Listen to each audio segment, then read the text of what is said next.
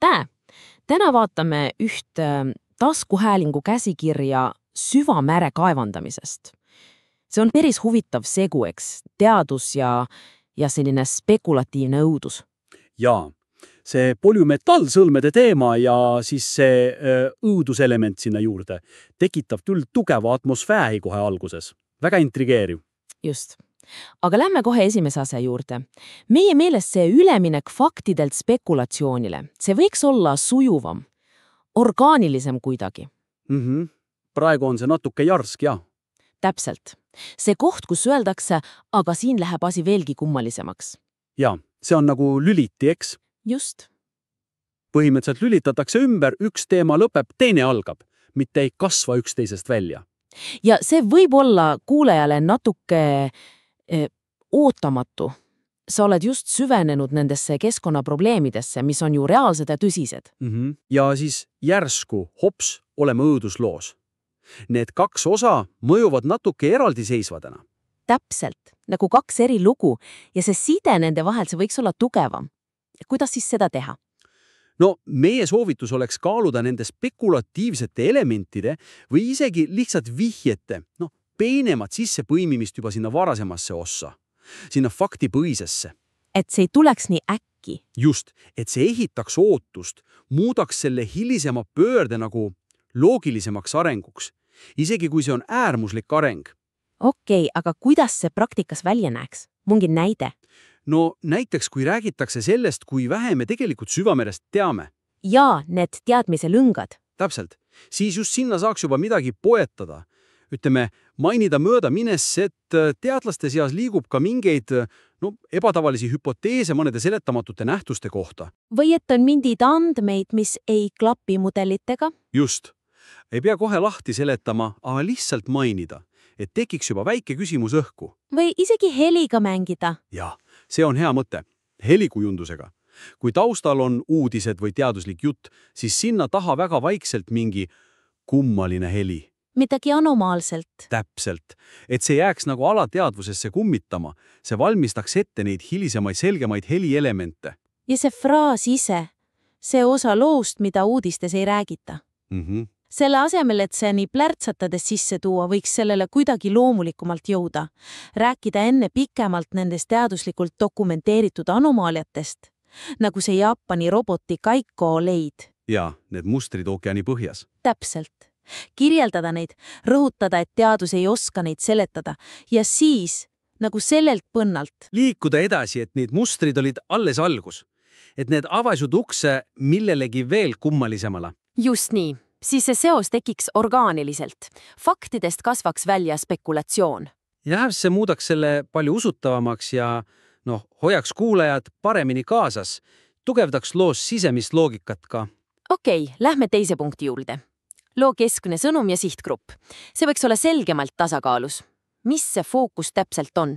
On see õudus peamiselt metafor või on see loo enda tuum?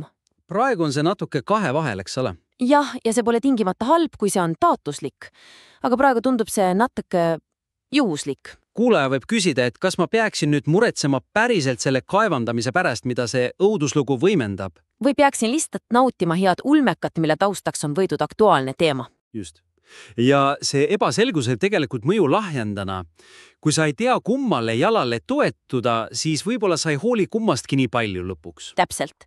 Või ei saa aru, mis see peamine järeldus peaks olema. See on oluline küsimus just mõju seisukohalt, mida me tahame, et kuulaja lõpuks mõtleks või tunneks. Siin olekski soovitus, et mõelda läbi, kuidas need kaks poolt, see reaalne keskkonnateema ja see spekulatiivne õudus saaksid teineteist paremini toetada. Kuidas nad võiksid üksteist võimendada? Et see suhe oleks teadlikumalt kujundatud. Kuidas need kaks lugu omavahel rääkivad? Jah, ja siin on ju erinevaid võimalusi. Üks variant on selgelt rõhku panna keskkonnasõnumile. Okei. Siis see spekulatiivne osa, need, ütleme, munad selle põhjas, see oleks siis selgelt metafoor. Metafoor millele? Inimese ahnusele? Jah, meie pimedale tungile loodust eksploteerida, teadlata tagajärke. Need õuduselemendid sümboliseeriksid siis looduse ettearmamatut ja potentsiaalselt kohutavat vastulööki. Sel juhul peaks lugu ilmselt lõpus ka selgemalt tagasi tulema reaalsusesse. Arvatavasti küll. pärast seda spekulatiivset kõrgpunkti tuua kuulaja tagasi nende reaalsete otsuste ja panuste juurde, mis selle kaevandamisega seotud on. Ja see lõpuküsimus, mis juhtub siis, kui pimedus vastu vaatab? See saaks siis kahekordse tähenduse. Just. Nii see tundmatu loodusjõud kui ka inimkonna enda, tumedam pool, ahnus. See annaks selge moraalse mõõtme. Aga teine tee? Teine tee oleks minna ikkagi rohkem õuduse ja ulme peale. Kui see ongi peamine eesmärk jutustada üks hea hirmus lugu, siis võiks seda elementi veel võimendada. Ja lisada detaile. Mida see Moloki insener ikkagi kuulis või nägi enne kui ühendus katkes? Midagi enamat kui vibratsioon. Kirjeldada teadlaste hirmu, paranoiat. Just, seda kasvavat tunnet, et nad on millegi väga võõra ja ohtlikuga silmitsi. Aga siin on oluline.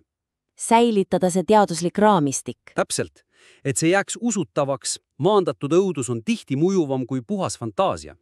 See võiks juhtuda tunne. Jaa, see on õige. Ja veel üks mõte, mis võiks neid kahte liini siduda. Mis see oleks? Vihjata mingile varjamisele, vandenõule. Äkki need ohud ei olegi nii tundmatud. Äkki keegi korporatsioon, riik teab midagi enamat nendest anomaaliatest. Aga varjab seda majanduslikel põhjustel. Või strateegilistel. Või mingil muul põhjusel. See lisaks poliitilise põnevuku kihi ja seoks keskkonnateema ja õuduse veel tihedamalt kokku. Ja tekitaks küsimuse, et kumb on ohtlikum, see tundmatu seal sügavuses või inimesed siin pinnal? Just, see annaks veel ühe mõõtme juurde. See on huvitav suund ja see viib meid 3. punktini. Need spekulatiivsed elemendid ise, need tõendid nagu mustrid ja helid, nende usutavuse omavaheline seos loo sees võiks olla tugevam. Jah, see on oluline. Praegu on need küll intrigeerivad, aga natuke nagu eraldiseisvad pusletügideks. Jaa, täpselt. Meil on need Kaiko leitud mustrid, siis on need salapärased helid, mis tulid hiljem, võib-olla teises kohas, siis on see Moloki kadumine. Kõik on huvitav, aga kuidas need kokku käivad? On neil ühine põhjus või on need lihtsalt juhuslikud kummalised asjad seal all? Selle seose puudumine võib seda spekulatiivset osa natuke õõnestada, loo enda loogika raames. Ja kui need tõendud tunduvad juhuslikud, siis need suured hüpoteesid, need munad või raamatukogu, need mõjuvad ka järsemalt. Kuulaja võib mõelda, et oot, kus see nüüd tuli? Aga kui need anomaaliad oleks omavahel seotud? Siis need suured ideed tunduksid nagu loomulik järeldus nendest seostest. See ehitaks pinget palju paremini üles. Okei. Seega soovitus on luua tugevam ja selgem side nende anomaaliate vahel. Ehitada seda spekulatiivset maailma järk-järgult. Kuidas?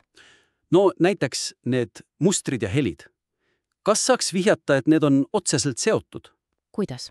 Et helid tulevad mustrite keskelt. Või muutuvad intensiivsemaks teatud mustrite lähedal. See seoks need 2 peamist mõistatust kohe kokku. See oleks loogiline. Või äkki tuua sisse vihjeid varasematele sarnastele juhtumitele, et see pole esimene kord. Mitte ainult Kaiko ja Molok. Ja äkki on olnud mingeid valusonaarisalvestisi, mida keegi pole osanud seletada, või mõne varasema ekspeditsiooni logi raamatutes mingi kummaline sissekanne. Ja nüüd, uues valguses, hakkaksid need tähendust omandama. Just. See looks mulje süvenevast ja pikaajalisest mõistatusest, lisaks ajalist sügavust. See on hea mõte. Ja see Moloki logi sisu, seda võiks ka rohkem avada. Kindlasti. Praegu mainitakse vibratsiooni, aga kas oli veel midagi? Mingi visuaalne anomaalia sensoritel? Kummaline temperatuuri muutus, valgussähvatus? Midagi, mis muudaks selle kadumise konkreetsemaks ja seoks selle otsesemalt nende teooriatega, et see poleks lihtsalt kadus ära.